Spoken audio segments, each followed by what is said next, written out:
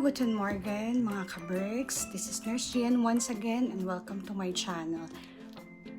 So today's topic, I will going to have an interview to one of our speech lecturer or teacher during the time that we were still studying our language course.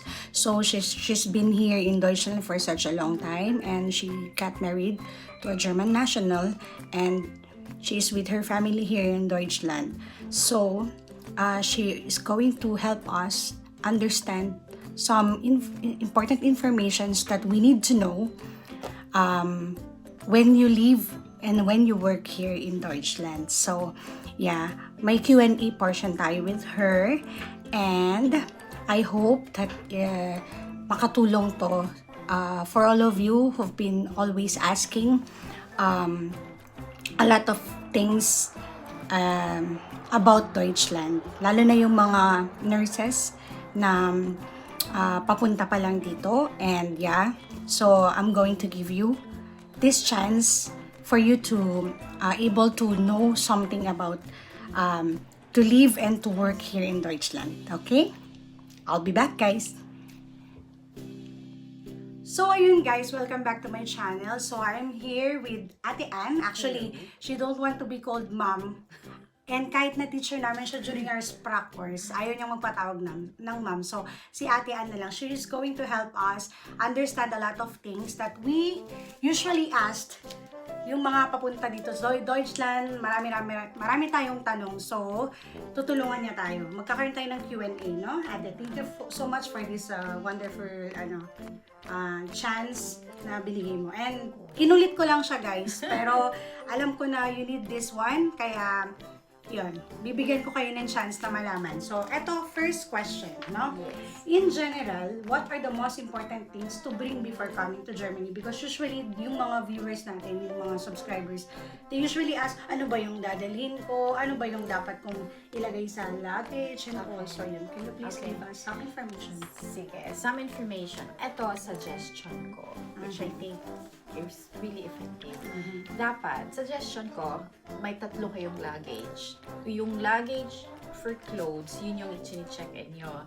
Yung hand carry luggage, andun I'm sure yung gadgets, yung mga charger, tsaka yung mga things for overnight na halimbawa yung flight nyo may delay, at least kahit naka-check-in yung luggage nyo, andun pa rin yung maliliit na in case underwear, toiletries, yung cosmetic bag nyo, yon, tapos yung mga gadgets. At least kung may delay yung flights, meron pa rin kayong makukuhang clothes, diba? Makapag-toothbrush pa kayo, ganon. Yung third na luggage na pwede nyong dalhin yung personal, yung mga documents. Yeah?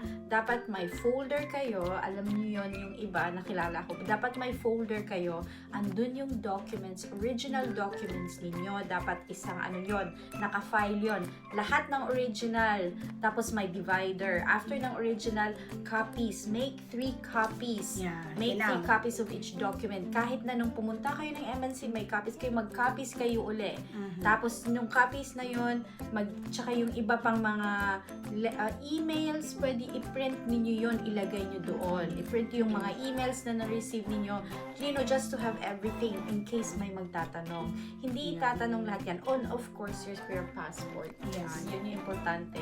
And yun yung 3, yung para sa akin na kailangan talaga. Tapos yung hand carry ninyo, dapat it's easy to get everything out of your bag. Na pag may magtatanong, ganun ka na lang. Diba? So yun, effective yun. Yun. So, guys, tandaan nyo yan. So, ito naman, in person, personally, ano yung mga preparation na need na gawin ng applicant o ng nurses bago sila mag-fly to Germany? Like, emotionally, ano bang dapat nilang gawin? Kasi di ba usually we have this culture shock bago tayo lumipad. Kasi na-experience ko yun, guys. Pero since andyan si Ate Ann, medyo hindi natin naramdaman yun. So yun, ano yung do you think na pwede nilang i-prepare personally? Mentally. So I think it would help muna to be prepared physically and then mentally. Kasi para hindi ka mag-panic, prepare those things first. Paano ako nakakuha na ako ng contract, may schedule ako for my flight. Ano yung connection ng flight? Paano from airport to this one? Clear na ba yon?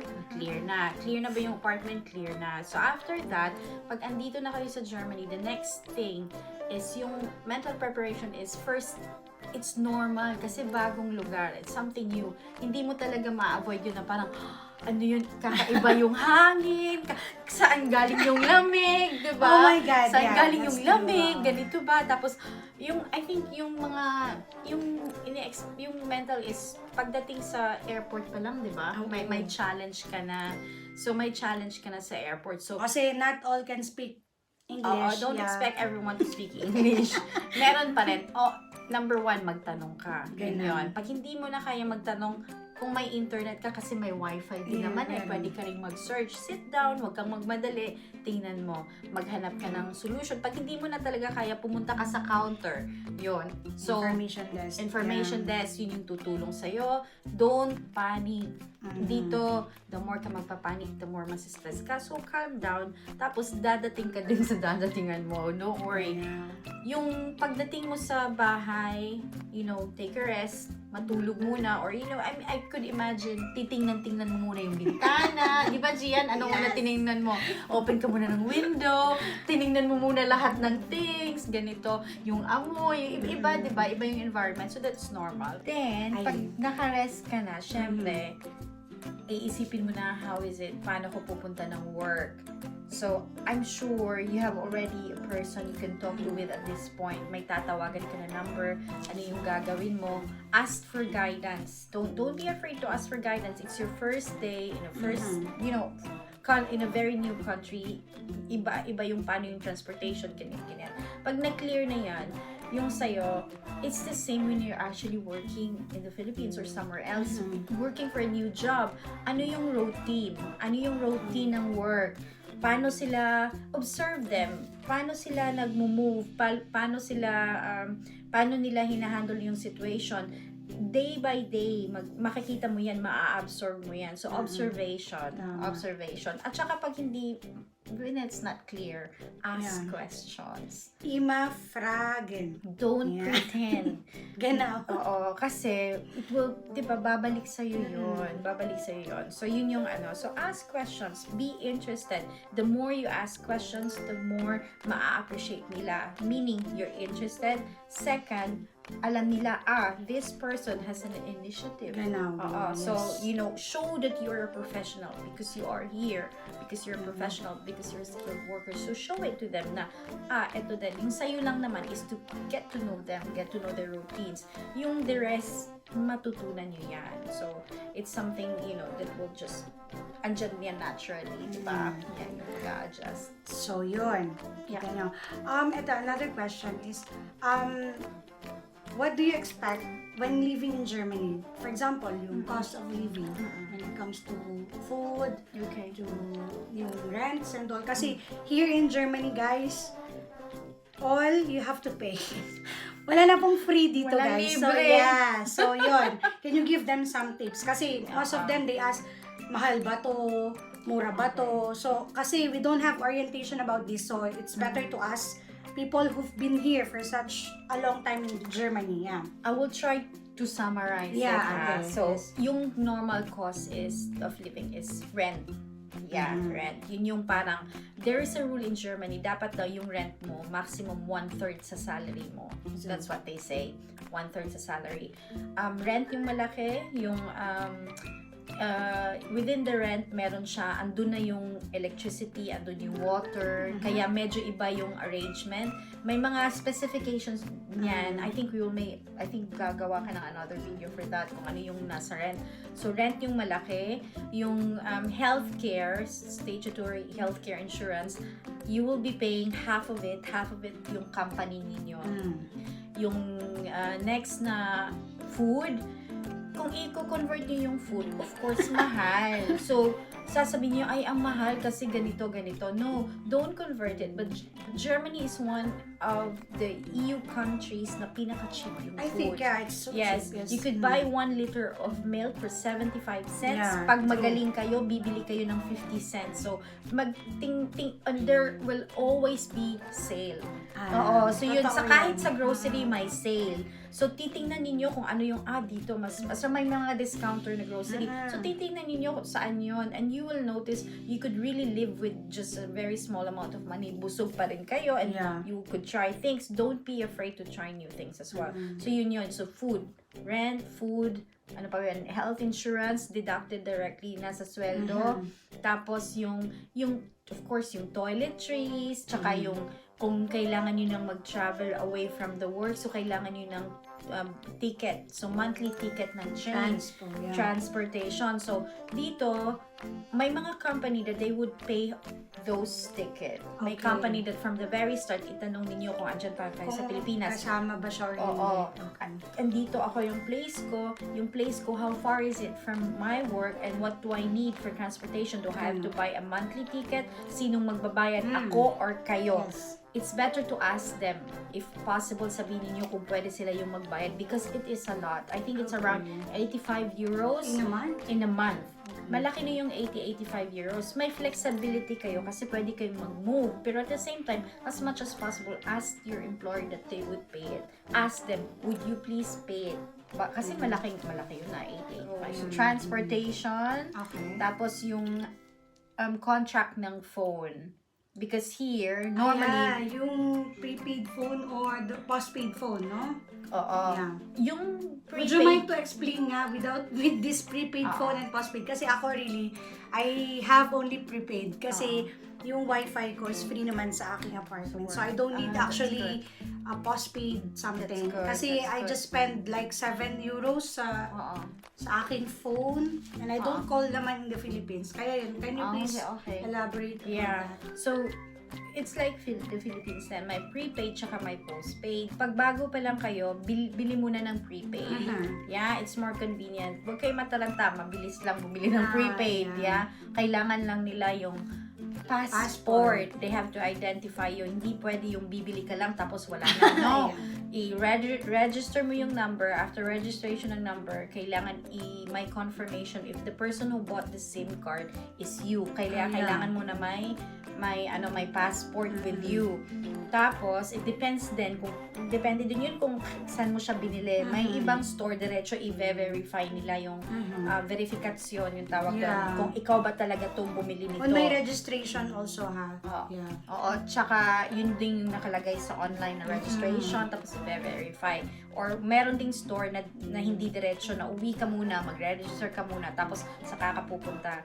Then yung yun muna yung first few months. Kasi marami namang wifi dito. Yeah, sa hospital or sa iyo, in your case, sa bahay. After that, magtanong-tanong kayo sa postpaid or check sa internet. The postpaid here, merong 12 euros, 15 euros, in a month, 20 euros. Which is convenient din sa'yo, lalo na pag nagta-travel. Diba? Pag nagta-travel ka, so mas maganda yung But I think there are a lot of requirements needed sa postpaid compared to prepaid. Oo, pero yung kailangan lang nila, kasi lahat dito payment is by bank account. So, kailangan lang nila ng bank account. So, mostly is online yung application. So, mag-a-apply ka, you want this contract, makaka-receive ka ng letter, you have to fill this out. After that, bibigay mo na yung contract per phone agad. Tapos, per phone tuloy, postal. Tapos, after that, makaka-receive ka naman ng letter. This is confirming ganito kung makukuha mo yung SIM card mo. And then, after ng SIM card, makukuha mo yung identification number mo. So, after dumating dalawa, pwede mo na siyang i-activate. Normal na meron silang requirements kasi syempre they also want to see, oh, is this person talaga, ito ba yung, alam mo, it's important na kasi kukuno nila sa bank account, they need your authorization na pwede silang mag-deduct ng certain amount sa yung bank. So yun. Mabilis lang yun. At saka may mapagtatanungan kayo for sure at work. How does it work? Ano yung contract mo? Pwede, yan yung gusto ko, yan yung din contract ko. So that's easy. So yun. Yung naman, tips on choosing the place to live. For example, it's better ba to be in the city or far away from the city? Mga ganyan. So yun. Yeah. Kasi marami din kasi tayong mga nurses na nasa nasa Philippines pa, Oo. and they are asking, for example, ito bang place ko, ganyan, maganda ba to? Maganda ba sa city ako? O ganyan. O, dapat ba sa province ng konti? Ganyan. May positive at saka negative. Diba? I mean, depende yun sa priority ninyo at saka sa reference din. Okay. For me, it's like this. Kung sa start pa lang, it's better to start in a smaller city kasi sa smaller city mas madali mo siyang makuha yung alam mo yung bird's point of view, bird's point of view na this is my work, ito yung organization, ganito siya ka laki or kaliit, this is how it works, tapos mag-a-adjust ka, it's not so yung hindi masyadong medyo mas calmer yung sa mga hindi sa city. At saka nature, maganda din mas maganda yung, to think of it, mas maganda yung quality of life pag nasa smaller places ka. Mas makakasettle ka ng maayos. Yung disadvantage naman is syempre, the first few months, yung parang masyadong tahimik. Yung parang nakakabinging tahimik. Yes. Normal yon na parang wala ka nang off ka na, nasa bahay ka na, tapos wala ka nang magagawa. Hindi ka naman pwedeng, lalabas ako ng city. Kasi yung city naman dito, hindi ganun na karaming tao, the same as what we have. Pero mas makaka-save ka, mas madali yung adjustment kasi nga, parang hindi masyadong hectic. Tsaka mas cheaper, depende din to sa area ha. May mga area na mas sa city ka naman, mas mahal yung rent ng apartment talaga. Tsaka mas smaller yung place. Yung meron ding, in a way, maganda siya kasi anytime you could go out. Pag nasa city ka, you could go out to friends. Of course, mas malaki yung Filipino communities. Oo. So, parang mas madali mo ding, mas madali kang malibang actually. Kasi, syempre, nadidistract mo yung sarili mo. When it comes to work, obviously, mas malalaki yung institutions, yung mga hospitals, mas hectic. Tapos, mas diverse yung nationality that you will be working with. Yeah. Oo, so influence din yun. You have more people who speaks English, but on the other end, you still have to learn German. You still have to talk in German. Pero, iba din yung rush ng city. It's the same thing din sa atin, di ba? Pag nasa province ka, tsaka nasa city. So, makikita mo, mas diverse yung mga tao, mas, yun nga lang, mas mahal. Mas mahal, especially in the Munich area. I think this is na most expensive is Munich, actually, around Munich. Yeah. So I would suggest first try to choose those area na tahimik, and then try to choose tahimik muna, and then you know makakapag-adjust ka, and then later you could change anyway. And also sa rent, city is of course mas mahal. Pero food the same din, at saka yung mga extra yung sa rent. Yeah. So yun, about taxes, kasi we don't have this orientation before we arrive here in Germany, no? They just inform us about our salary, but yung regarding sa deductions about the taxes, we don't have any idea about that. So, ano ba yung mga taxes na yun na normally dinededuct sa lahat ng mga nakatira dito sa Deutschland? Okay, before ko i-explain yan, may ano yan pag may offer sa inyo ng salary, titingnan nyo, ano ba yung sweldo nyo yun? Is it brutto or netto? Bruto means gross. Gross. Neto means yung net Yung income, net na deducted nakuha. na lahat. Yun. Huwag nyo tingnan yung netto, tingnan nyo yung brutto. Brutto, okay. Tingnan nyo yung brutto. Tapos, consider also, saan ako i-assign? Is it sa city or is it sa area na medyo malayo sa city? Because pwede silang mag-offer ng amount na sa lower area, tapos sa city ka i-assign. So, okay. so halimbawa, 'di ba? So ang mangyayari, ang laki ng kaltas ng rent, 'di ba? So try is it how many, you could ask for that, you could research for that. May mga website nakalagay doon, brutto, netto, rechna. So nakalagay doon, pwede mo siyang ilagay kung magkano yung offer sa'yo, magkano yung tax, tapos at the end, alam mo kung magkano yung monthly mo. Okay. Oo.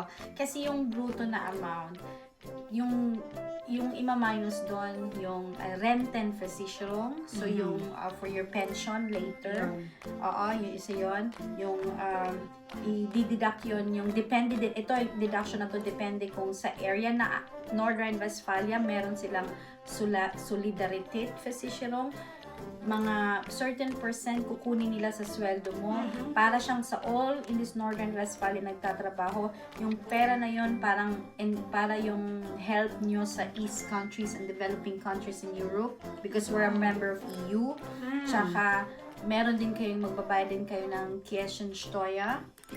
Kirchensteuer, church tax. Yeah. So, hindi, pag nag-fill out kayo ng form nyo pagdating nyo dito, tapos lalagyan nyo doon yung religion nyo. So, pag Roman Catholic, automatic, kukuha sila ng 10% of your sweldo. So, automatic, i-deduct yun.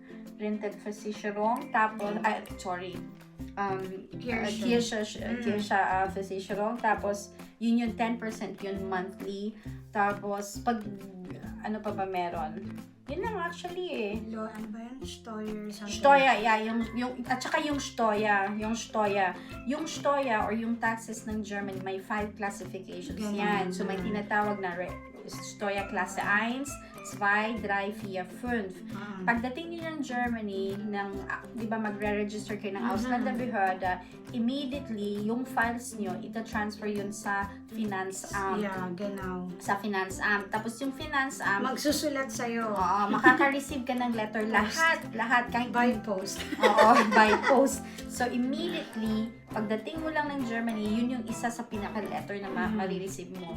So yun guys, sinasabi ko, may mga rules sa daan, hindi ka, explain ni Ate Ann yun, hindi ka basta-bastang maghihiyaw dyan na parang nasa kalye ka lang, hindi pwedeng ganun. So, ayun, can you please, kahit in general lang, para may idea sila pagdating nila, ay, oo nga pala, bawal yun. So, Okay. So, of course, traffic regulations, alam natin lahat yon. So, Yeah. nakikita mo naman sa mga tao, observe yung iba, saan ba? One thing always to remember, pag nasa pedestrian lane kayo, may zebra streifen, may malalaki po. So, dun kayo pwedeng mag-cross, meaning may right kayo dun to go. But still observe. Yung another thing to remember is yung merong sa road, merong may bike lane. So, wag kayong tumayo dun sa bike lane. Yeah. Ha? Dun, wag kayo dun, tapos wag kayong papunta basta punta kayo dun sa may safe na area. Maghanap muna kayo ng safe na area. Okay na ba to? Okay, so walang bike, so pwede ka nang magtingin-tingin kung saan gusto. Yun, wag na wag sa bike lane. Yan, wag na wag sa bike lane. Pampapagalitan kayo. pipit-pitan kayo. Oo. Tsaka yung bike dito, they're also using it as really transportation. Yes. It's not for leisure or anything. May mga tao like you, like me, Yeah. nagbabike kami for work. So, pag may Genau. istorbo sa bike lane, parang, yeah, yun. So, Especially yun lang. pag in-rush ka, syempre. Oo. Yun. Oo. Tapos, I think yung more on, ako, tinitingnan ko na naman ano kaya ibig sabihin nito. Nagtatanong din naman ako sa mga colleagues ko na parang, ito yung, kasi 'di ba hindi mo alam yung regulations, kailangan mo munang mag-driver's license dito para alam mo lahat. So, if you're not driving here, yung pedestrian ka lang, yun nga, yung sa bus, titingnan mo, saan ba pumapasok yung mga tao, saan ba papakita yung ticket? Is it automatic or kailangan ko pa i-show yung ganon? Pagbababa, kailangan kong i-press yung button before ng stop. Sa bus po yan, Oo, guys. sa bus yun, pag nagbabas kayo. Pag train, ganun din. Meron din, yung train is planned yun eh. So, alam mo, dapat you have to be careful. Ito na, stop ko na to, yung next, tatayo na So, ako. tatayo ka na, Oo, yes. so mag-prepare ka na for that. So, prepare yourself mentally for that. You know, you could do it at home. Ito yung mga stops, mga 4 stops, tatayo na ako, ganyan. Tapos, meron usually sa streets kasi kapag tatawid ka, merong parang buzzer dun eh. For what is that yun? Yung mga buzzer na yun, actually yun, may mga iba-ibang klaseng traffic lights. So, may mga, pwede siyang, sa ibabaw, most, di ba may for blind person, para magba-vibrate yun. Oo. So, i-press mo siya. Pag gusto mong tumawid, press mo siya. Tapos, yung sensor na yon magkukos na, so magre-red yung light. Saka ka pwedeng mag-cross ng straight. Merong ganon. Kasi baka may makakita kayo ng gano'n, ma-ignorante kayo. So ako kasi dati di ko, ano ba yan? Para siyang sa may pole, tapos meron yung yellow siya, yellow-orange. Orange yata. Orange yun. Yellow, yes. Orange, yellow-orange. Tapos may blue. So, touch mo lang yun ng kamay nyo. Tapos, in a few minutes, wait kayo, mag-green na yun. Kaya, Tapos yun, yung about Sundays. Sundays. Yeah. May regulation sa Germany, Ruhezeiten. So, ibig sabihin, you're not allowed to make loud noises starting, sabihin na natin, from 22 until 8. So, ibig sabihin, 10 p.m., 10 right? p.m. ng gabi hanggang alas 8 ng umaga. Dapat walang loud music, walang vacuum, walang pukpuk. Ano yun? Yung nagpupukpuk kayo ng dingding, ganyan-ganyan. Wag yun. Kasi yun noise. Yun yung daily. Yun yung Sunday. Yung Daily, daily. okay. Yun yung daily. Na hindi kayo pwedeng gano'n. From At saka, 10 to 8 a.m. Oo, pero pag Sunday, yun talaga the whole day, you're not allowed. Pwede ka nang mag-vacuum. Relax na sila ngayon. Pwede ka nang mag-vacuum. Pero hindi ka pwedeng mag-repair ng kung ano-ano sa labas. Hindi ka na pwedeng yung, alam mo yung, anything na may kailangan mo sa wall, wag na Sunday. You still can wash your clothes, you still could vacuum, ganyan-ganyan. Pero wag masyadong mag-ingay. So, may mga rules. Ruhetag kasi yung tag nila doon. Yun yung rest day. So, yeah. So, medyo strict sila doon. Especially if you're living a bit far away sa city. Medyo okay lang sa city. At saka, depende yun sa tao sa building. Pero most of the time, Sunday, may magko-complain talaga pag maingay kayo. Ba't may pulit sign na pupunta sa'yo? Ayun, karaoke, Sunday. Friday, Saturday evening, okay lang yung karaoke until 10 p.m. Pero yung more than that, Friday okay. Sa city okay lang eh. Dito, Dusseldorf, Duisburg, okay lang. Pero yung sa mga provincial areas, yun talaga, strict sila pagdating dyan. Oo. So, Tapos yun, at yan meron pa sa those who have washing machine sa houses nila, no? Kasi ako talaga, I don't know about that. Usually naman sa Philippines, we don't do that. So yun, can you please explain na pag ginamit yung washing machine? okay.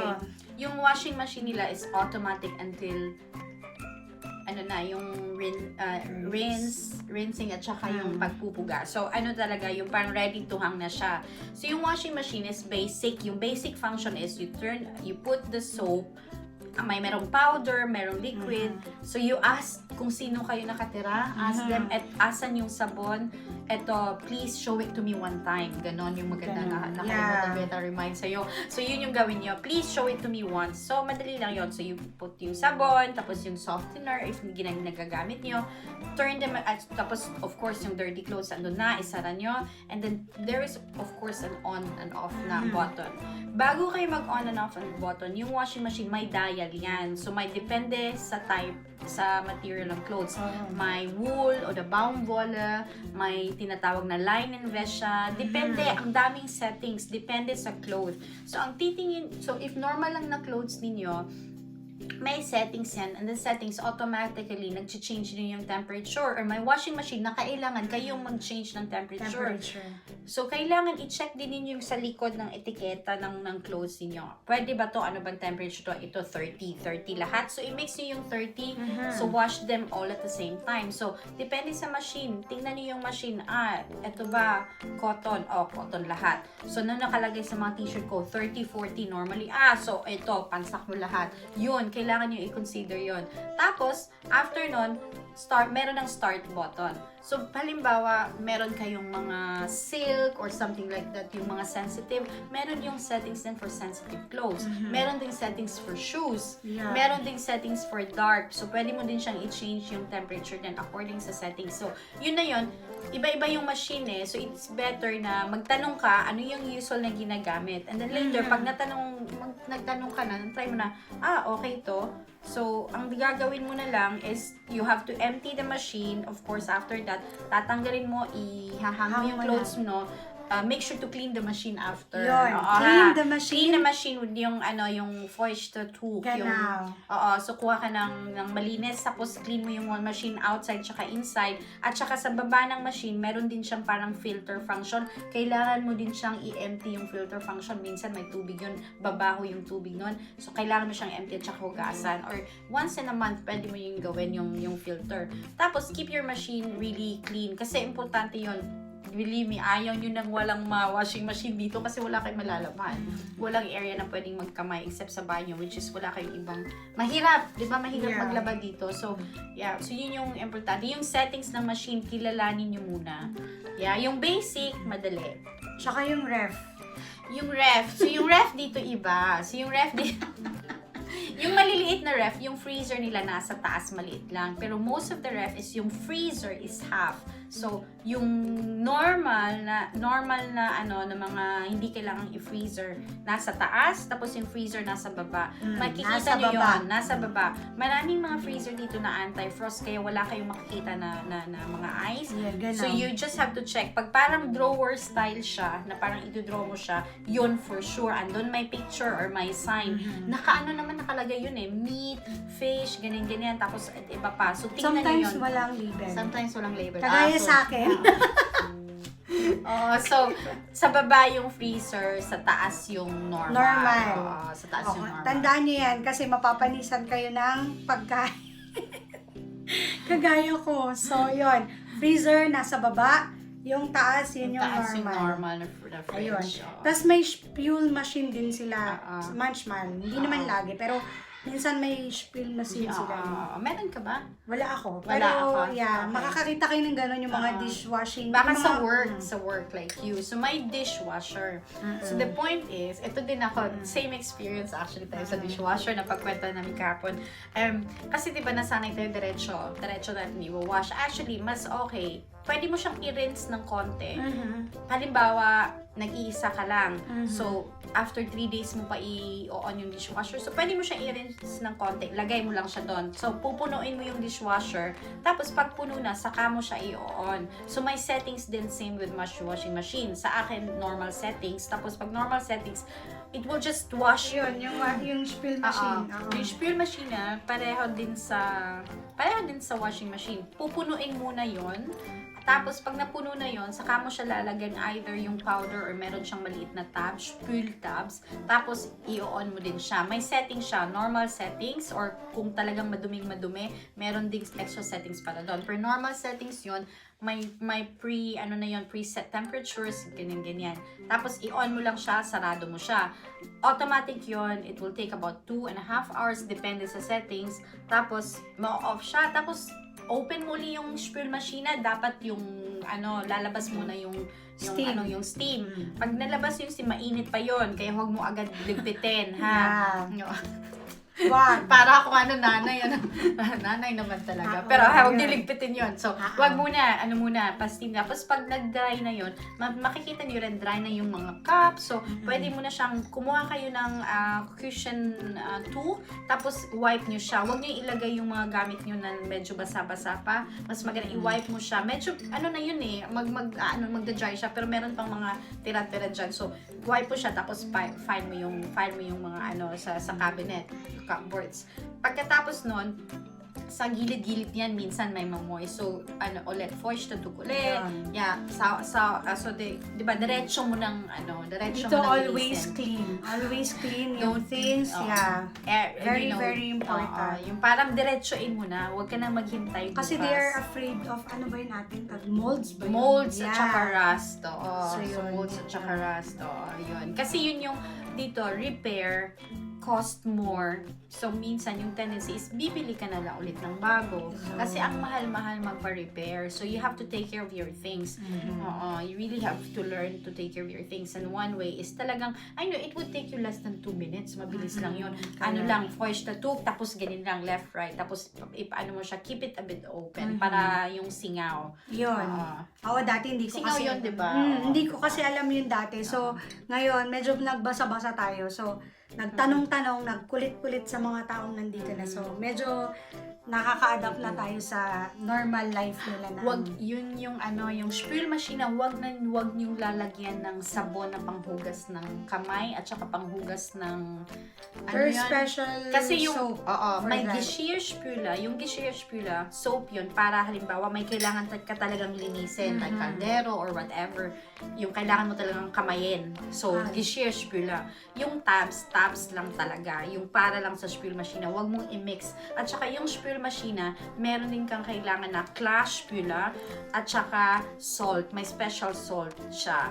So, mabibili mo yun sa DM, sa Rossmann. So, doon mo siya mabibili. So, yun yung mga kailangan doon. So, you have to check from time to time. Pag nakikita nyo, cloudy na yung glass, lagyan nyo ng Klarspüler or yung salts. Or minsan, may sensor din. Makikita ka may magre-red na magbi-blink, magtanong ka, anong ibig sabihin na to? Asan ang manual nito? Basahin mo yung manual. Yeah, Or basahin Google. ng manual, pero off Deutsch, so basahin nyo ng mabuti. Yeah. So yun, with regards to ano naman, sa work environment ng ate. Kasi for us, no one explained us naman regarding dun pag nasa work na kami, ano ba yung mga rules pagdating sa trabaho. Kasi kahit ako nung bago ako, wala akong idea. Usually yung mga pinanggalingan nating place kasi hindi naman pareho ng rules dito. So yun, yung regarding sa sick leave, sa working hours, yung mga ganun thing. Can you please tell them? Actually, dun sa contract ninyo, nakalagay dun, halimbawa sa 28 days off. Yun talagang 28 days off. Kailangan talaga kukunin niyo yun. Hindi pwedeng, wag na lang. Urlaub, no. yung Urlaub. urlaub. Urlaubstage. Sabihin natin nakalagay sa contract, 28 Urlaubstage. Pagdating nyo dito, example lang yun example ding 30. So, 1 month. So depende. Oo, so depende. So, normally, yung lighter nyo, yung mag-introduce, yung mag-guide sa'yo, sasabihin yan, may ulaw, may iba, mayroong Wunschbuch. Ano yung Genau. Wunschbuch? Halimbawa, from the start of the year, kukunin na lahat-lahat ng urlaub na gusto ninyo. So, you have to pre-plan. Yeah? Umuwi kayo ng bahay, san ko, eto, siguro mga December gusto ko, may break ako nito. Then, pupunta ka doon, eto yung Wunsch ko. Tapos, yung lighter ninyo, siya yung magmamanage, eto pwede. And then, they will confirm it to you. Okay yung, urlaub mo. Halimbawa, may overtime ka. Tapos, nakalagay din yun sa contract. Pag may overtime, so yun, sa workplace ate yun. Oo. Sa workplace, so merong work na pag overtime, they will pay for it. Meron ding iba, depende yun eh. Meron din iba sabihin nila, okay, yung overtime mo for 3 hours, i-gather mo yon and then you will have days free. Okay. So, ang gagawin mo, halimbawa, alam Pwedeng mo, they will pay or pwedeng you will get it as a free day. depende yon sa company. Okay. May company na sasabihin nila, we will pay you. May company na sasabihin nila, you will get off. Okay. So, halimbawa, 3 days off, 3 hours overtime ka today, the next day, may 2 hours ka, the next day, ganyan. I-gather nila yon, tapos kukwentahin nila, tapos sabihin, tapos pag may plano ka na, gusto kong bumiyahe on this month, so pupunta ka doon, may overtime ako, ganito katagal, pwede bang i-free ko yon sa time na yon? So you have to talk to your lighter-in, Okay. diba? You have to talk to your lighter-in, pwede ba? At the same time, ikaw din, pag alam mo may overtime ka, take notes sa bahay or sa phone. Ilagay mo sa phone mo, 7th of August, overtime ako ng 2 hours. Next, etong day na to, overtime ako. Or, off day mo, tinawagan ka, may yon. Minsan, may extra pay yon. Pag kinuha ka nila sa off day ni mo, Genau. may extra pay yon. I-check mo, magkano yung ibibigay pag kukunin ka sa off day kasi may additional yung iba. Isusulat mo yon.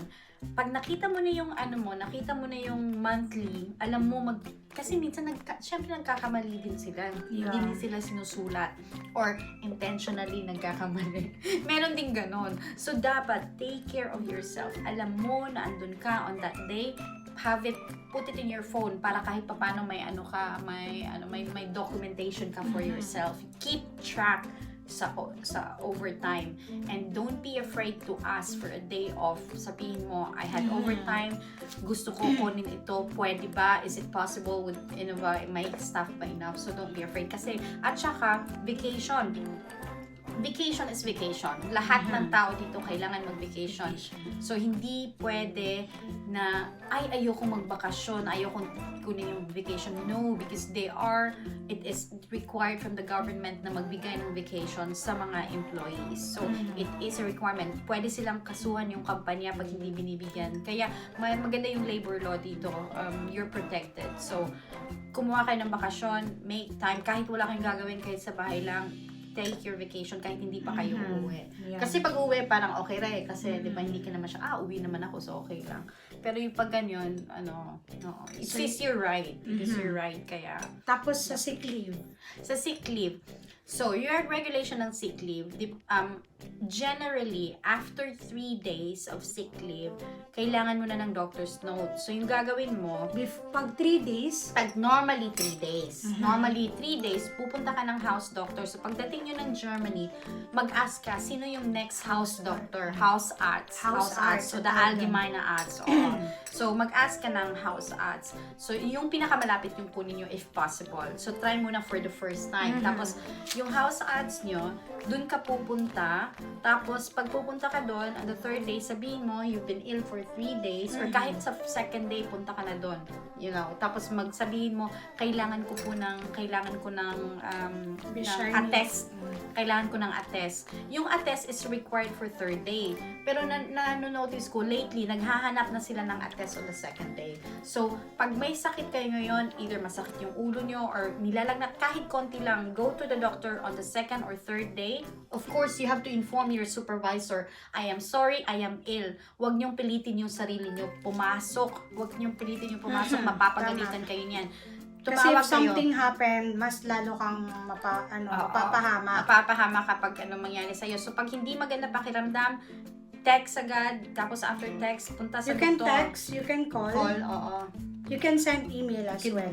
You could do both actually para sure. Tapos inform them. Tapos after doon punta ka ng doktor, makakuha ka ng attest. Normally it's required for the 3rd day. 3rd day but it's onwards, right? Onwards, oo. Pero 3rd day lang, hindi pa kailangan. No? Hindi pa kailangan. Mostly, hindi mo pa kailangan on the 1st day. You could be sick for 1 day, tapos, I think I'm gonna be okay tomorrow. So, wala ka na on the 2nd day. Okay lang yun. Pag 2nd day na, just to make sure, just para sa inyo lang for your protection. Yeah. Kasi, I think nurses have different regulations eh. So, I think you have to go na to the doctor on the 2nd day. Kahit konti lang, kahit konting daing lang, pero hindi so, huwag kayong matakot. Punta kayo ng doktor, nobody will question you na, baka nag-aano lang to. No, hindi Tapos sila pag ganyan. pumunta sila sa house arts what are the documents that they need to get from the house arts? Kailangan lang nila, pagpasok ng house arts, kailangan lang talaga ay Krankenversicherungskarte. Insurance, guys. Insurance card. So, andun yung yung Krankenversicherungskarte, wag niyo yung iwanan sa bahay. So, Dapat dala. So, di ba, pagdating nyo dito, meron yung passport nyo and then meron kayong Aufenthalts allowance, Yeah. yung ano ninyo, Resident permit. resident permit ninyo na card, maliit yon. Yun, kailangan nyo yon sa wallet nyo at saka yung Krankenversicherungskarte. Kahit saan kayo mapunta, so alam Dapat kung ka anong na. mangyari sa'yo. So alam nila, itong tao na to is my Versicherung. Ganun. Ma-aksidente, whatever. No, huwag naman sana. Pero yun yung, Yeah. yun yung point. Yung passport nyo, pwede nyo siyang iwanan sa bahay. Make a copy of your passport. Tapos, itupi nyo, lagay nyo sa wallet nyo. Pag may maghahanap, sabihin nyo, I don't want to carry my passport all the time, but I have a copy and I have my Aufenthalts allowance. Aufenthaltstitel. Yeah. So, yun. So, bigay nyo lang sa praxis, bibigay nila yon, i-scan nila yon na pumunta ka doon. And then, after that, tatanungin ka ng doktor.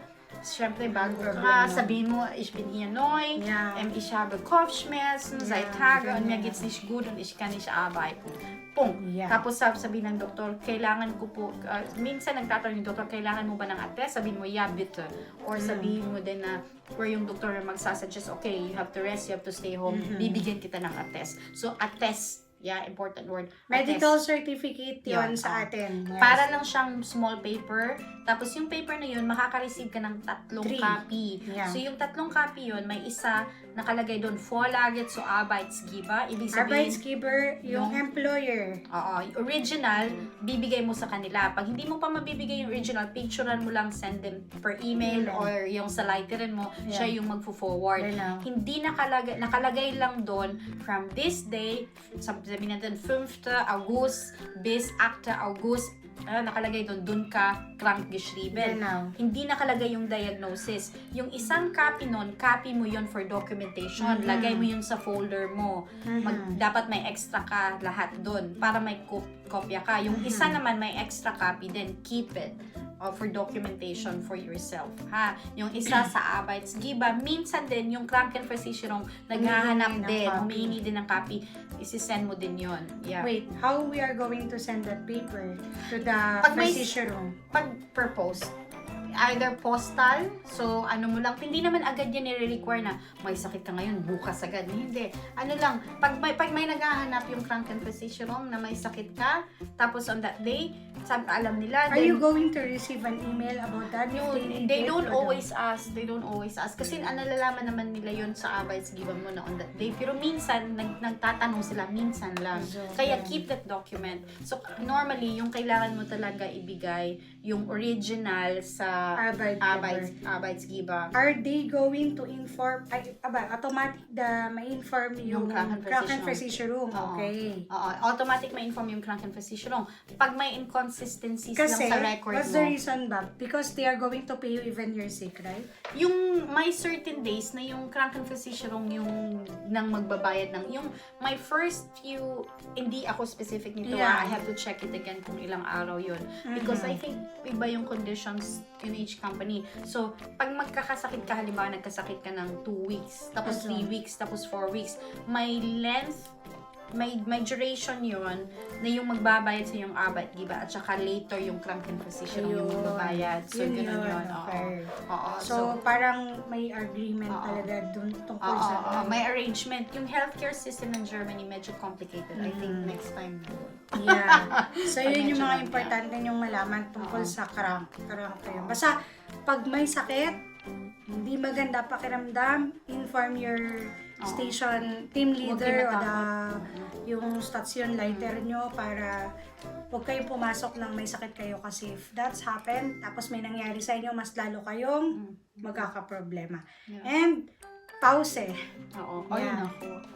Dapat lagi kayo, may 30 minutes kasing pause. So, you have to utilize that pause. Oo. Yun. Yun yung importante doon. Okay. So, yun guys. I hope na you have learned a lot dito sa video na to. And thank you, Ate Ann, for this opportunity. And alam ko na malaking tulong ito para sa mga papunta pa lang dito at yung mga nagpa-plan pa lang ng mga nurses o kahit hindi nurses na mag-work dito sa Germany at tumira dito sa Germany. So yun guys, please continue to subscribe, like, and share my YouTube channel and my Facebook account. And yun, please continue to be safe and God bless everyone. Thank you, Ate. You're welcome. Bye! Bye. Cheers!